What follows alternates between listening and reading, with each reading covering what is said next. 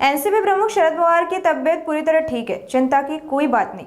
Party नेता विठल शेठ मनियार ने बताया कि कल खांसी की शिकायत के चलते उन्हें अस्पताल में भर्ती कराया गया था।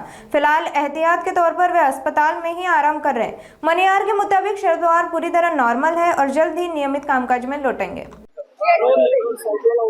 काय सांगाल साहेबांची तब्येत कशी आहे? साहेबांची तब्येत अत्यंत उत्कृष्ट आहे, काही कुठलाही प्रॉब्लेम नाही आहे. काल त्यांना खोकला जास्त होता म्हणून ऍडमिट केलं आणि सगळे इन्व्हेस्टिगेशनही झालेत आणि कुठल्याही याच्यामध्ये कुठलेही प्रॉब्लेम्स नाही आहेत आणि त्यांना आराम करायचा आहे. एक दिवस आराम करण्यासाठीच हॉस्पिटलमध्ये आहे.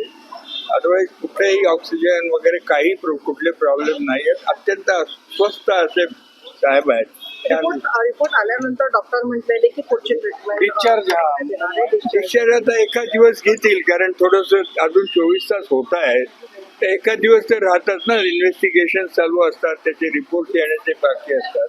अदरवाईज पूर्णतः नॉर्मल आहेत साहेब, कुठलीही काळजीचं कारण नाही. तब्येतीच्या काळजी करण्यासाठी फोन आला होता, पंतप्रधानांनी फोन केला होता, काय बोलणं झालं? मला माहिती नाही काय बोलले ते. पंतप्रधानांचा फोन आल्याचंही मला माहिती नाही, त्यामुळे मी काय त्याच्यावरती सांगतो. हो, भेटायचं यासाठी नाही आहे की साहेबांना भेटलं तर ते बोलतात, राहत नाही, त्यांना कार्यकर्त्यांबरोबर बोलतात आणि बोललं की त्रास होऊ शकतो.